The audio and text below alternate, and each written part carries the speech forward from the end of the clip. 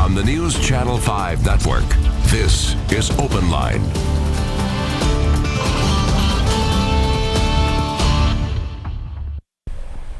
Good evening and welcome to OpenLine. I'm Emily Lux and our topic tonight is DACA in Tennessee. And we have guests that we'll be getting to in just a moment, but we want to remind you, we want to hear from you over the next hour. This is a conversation we'd love to get you involved in.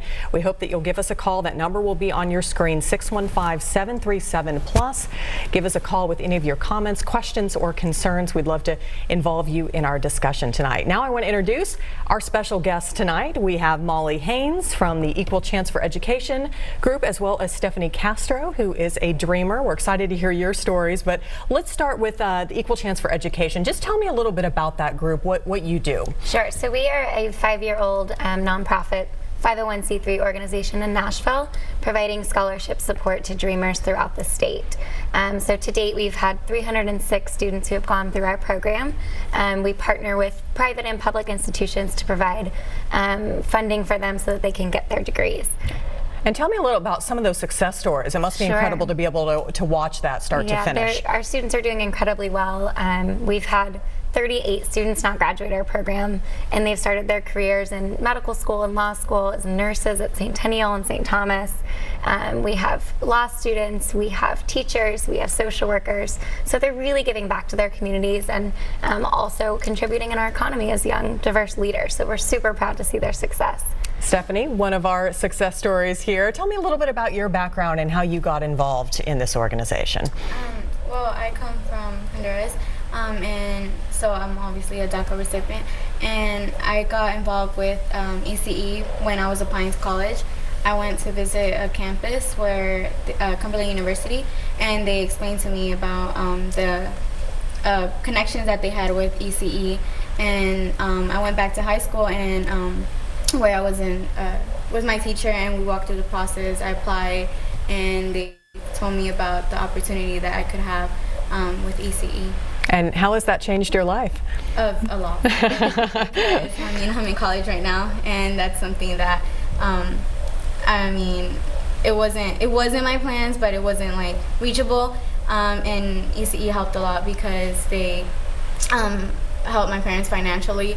And you know, you don't see that a lot because there's certain limited scholarships that I can receive, and with ECE I was able to receive what I needed to go to college. And there are a lot of dreamers like yourself in our community. I think people would be surprised to know how many are in Middle Tennessee. Yeah, it's an estimated somewhere between 7,000 and 10,000 people that have applied for and received DACA.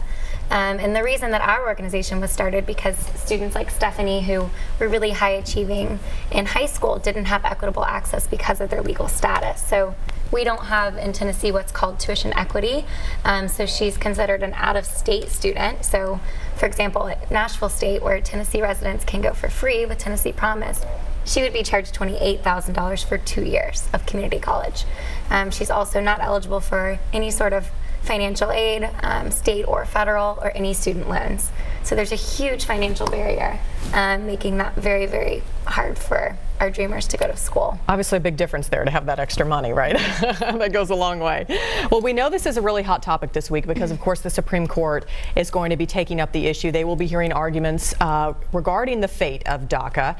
You guys, I assume, are watching this closely. We know there was a group from Nashville that left and went to Washington, D.C. this morning to watch it. You're here. I don't know if you're planning to go, but what are your plans kind of this week to pay attention to this? Yeah, so we have several of our students are with that group heading up there to advocate for this, and we're trying to continue to shine a light on the impacts that our DACA students have on our communities, and how much they've enriched Nashville and Tennessee as a whole. So highlighting stories like Stephany's and doing some interviews with you, and making sure that we're sharing their stories and talking about the contributions that they have. What would happen if this program was terminated? What kind of effect would that have both here in Middle Tennessee as well as just on the country overall, do you think? You both can answer that, but I'll start with you. I mean, it would be really tragic, not to mention very interruptive for their lives. And ethically speaking and morally the whole thing, but we also would take a huge cut on the economic impact that these young people have working in our schools and in our businesses, and it would be detrimental. So we're trying to advocate for them right now, and hope that there will be a legislative solution soon. And again, for you, I mean, what would that do for your just day-to-day life to have to be concerned about that? I mean, DACA allows me to go to college. It gives me a social security number that allows me to do that, and also like a lot of DACA students, they work with that social security number, and that's how they're providing themselves for college if they don't have the scholarship like I do. So it would impact a lot. It would change a lot of lives. You know, maybe they have to drop out of college, not continue with their careers, and that's not what we want. Is it something that you worry about? Like, how does that just affect you emotionally as you kind of watch this kind of hanging in the balance? Yeah, I mean, it's like an opportunity that was given to us, and so for it to be taken just like that, it's shocking, and it's something that not only affects us because our families. Now, for example, for me, I have my driver license now thanks to DACA, and so I'm the one that drives around with my family, and that gives them security. You know, sometimes I don't like it, but my mom's like, "You're our only hope. You know, it's thanks to you that we can get around, you know, without having to worry." And so, I think it would be impactful. So if you were going to make the case for DACA, what would you say? Because it goes beyond just the education aspect, but as far as just how does it affect our community? Yeah, I mean, if you think about what Stephany said earlier, she's been here since you were how old? A year old. 1 year old. So she has no recollection or memory or probably even connection right now with Honduras. I mean, how can you speak on that? Yeah, I was telling Molly earlier, it's like I really don't know much about Honduras but the foods because that's what my mom cooks at home. But like me living over there would be a big change, you know. If it would need to be happen, I don't know how it would be able to like make that big difference to move over there. Because this is your home. This is all you've essentially known in your lifetime. Yeah. And so tell me about when your parents came over, or do you have other family here? Tell me a little more about your family. My mom came here. I came with my mom.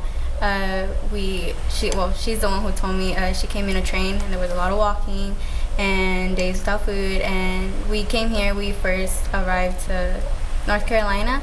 And then after a year, my dad came, and so we moved back to Nashville.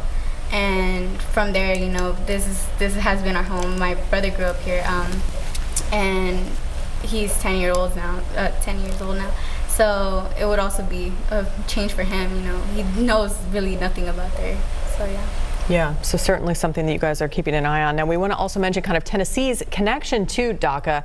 In the past, both Tennessee Senator Alexander and Corker voted in favor of it. We know that Senator Blackburn now has come out against it, made some critical comments about it, but also the Tennessee Attorney General, Herbert Slattery, has reversed his position. He originally was against it. He's now come out saying that it is a positive thing because of the impact that it's had in our community. What does it mean to have lawmakers kind of making that case as well? I know you guys are trying to spread your message, but they're trying to do that as well. Right. I mean, it's crucial. You know, we need to have policymakers and people who are making the decisions, obviously, understanding both the ethical and economic impact of this. Us as an organization, though, you know, we are really not looking at whether this is a political issue or not. To us, it's a moral one, and it's the right thing to do. And we want to have a more educated workforce. So we're just trying to provide educational opportunities. And what are you doing just kind of throughout the community? You said you've been trying to spread the message, but what does that look like? What do you do to kind of educate people about this and just try to make sure they understand it? Sure. So we have 15 partner colleges that we work with across the state. So we're all the way in Johnson City and all the way to Memphis, which is a lot of driving. We interview each student, our founder, Dr. Spalding, and I. And so we have a lot of networks within those communities. One of the requirements is that our students need to live at home. So we have to really spread the message there so that we can recruit the students. And then always giving the students and the scholars, is what we call them, opportunities to share their stories. So if they want to do any sort of media or, you know, talk about it publicly, we give them the tools that they need to prepare themselves for that. And what has that experience been like for you, kind of coming out and sharing your story? I know it's a personal thing, and with your, you know, putting your background out there. What kind of response do you get from people when you share it? Are they supportive, or are they kind of critical of your background? A lot of people support it. I've never received any critics. I mean, this is the first time I'm really out here saying to like the public, but I mean, just in general, a lot of people see like the help. All right. Well, we're going to take a quick break. We will be right back with more Open Line. Remember, the phone lines are open. Give us a call if you want to talk with us, 737+, and we will be right back.